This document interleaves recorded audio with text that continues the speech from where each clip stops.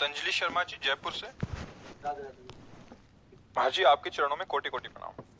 महाराज श्री, हमारी संतान जो हमसे उत्पन्न होगी, क्या वो अपने पूर्व कर्मों के अनुसार शरीर मिलेगा या माता पिता के कर्मों के अनुसार? अगर माता पिता के कर्मों के अनुसार उत्पन्न होगी तो क्या सावधानी रखें? कृपया मार्गदर्शन करें।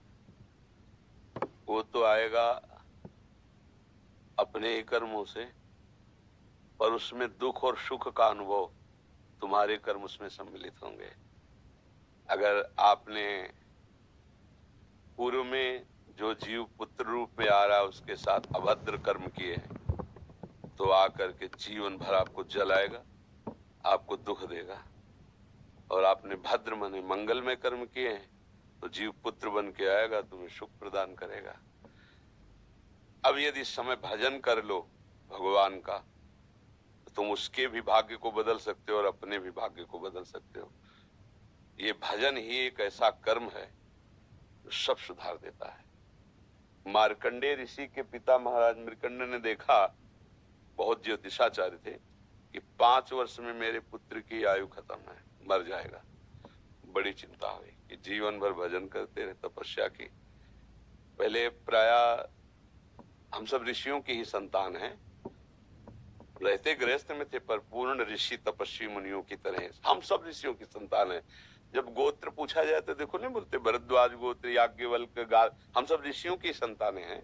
हाँ, तो उनको लगा कि कैसे क्या कर सकते हैं कि 5 वर्ष के बाद ये बालक जीवित बना रहे।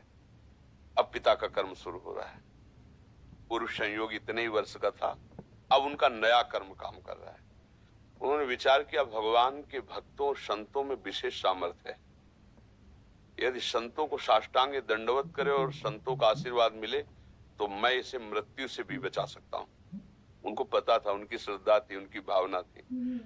तो प्राय पवित्र नदियों के किनारे ही ऋषियों के आश्रम होते थे, तो गंगा जी के समीप ही तो घाट में खड़ा कर देते। जो भी संत दिखाई देते, वैष्णव तिलक या शैव तिलक, वो सबको आदेश कर, छोटा सा बालक 2 वर्ष 3 साष्टांग प्रणाम करो, साष्टांग प्रणाम करो।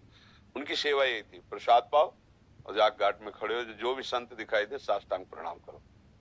एक दिन प्रच्छन्न वेश से गुप्त रूप से सनक सनंदन सनातन सनत कुमार भी, अब आपको क्या पता कौन महात्मा किस कोटि का किस वेश में तुम्हारे पास बैठा है, या तुम्हारे संग वार्तालाप कर रहा है, या तुम्हें कभी मिल सकता है, हमारी दृष्टि नहीं है ना। और वो दिव्य महापुरुष थे और वो देखा करते थे। जो साष्टांग प्रणाम किया तो चारों संत वेश में थे, उनका चिरंजीवी भाव, बस वो आ गए।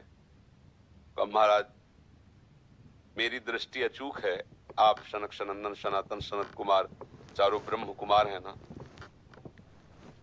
प्रच्छन्न वेश से आप घूम रहे हैं, ये तो अभागी है, 5 वर्ष में इसकी मृत्यु हो जाएगी। और आप कह रहे चिरंजीवी भव, तो आपके वचन मिथ्या या इसका भाग्य मिथ्या?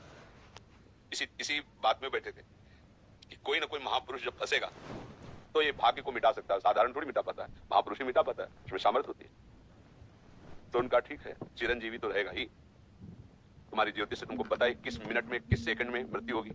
उस दिन प्रातः से लेकर के और मृत्यु समय तक भगवान शिव के मंदिर में शिव का आलिंगन करके इसे बैठा देना, बस फिर और हम देख लेंगे। ऐसा ही किया, चारों ब्रह्म कुमार दरवाजे पे खड़े हो गए। तो ऐसे पुरुषों के पास यमदूत नहीं आते, साक्षात धर्मराज आते हैं। धर्मराज ने देखा सनक सनंदन सनातन सनत कुमार, तो उनका इस जीव का समय हो रहा है, आप आदेश करें तो मैं इसे ले जाऊं। नहीं, मैंने तो चिरंजीवी भाव कहा है।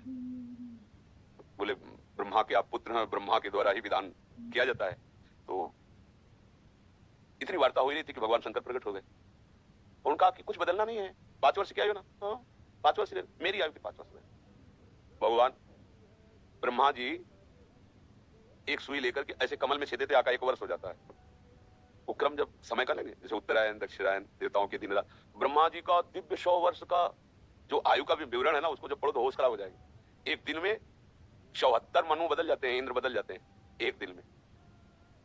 और भगवान का समय, वो जो ब्रह्मा जी का समय, निमेष, पलक झपकना, इतने ब्रह्मा की पूरी आयु हो गई। 5 वर्ष उनके, आज तक मार्कंडेय जी जीवित है, उनको चिरंजीवी ऋषि कहा गया है मार्कंडेय जी का। अगर पिता भगवान का भजन करे तो अपने भाग्य और पुत्र के भी भाग्य को बदल कर जैसा चाहे वैसा कर सकता है। भावी मेट सके त्रिपुरारी। अगर भजन बल है तो फिर आनंद ही आनंद है। नहीं तो दोनों के कर्म संयोग से ही संयोग बनता है। वो तुम्हारे पुत्र रूप में आ रहा है।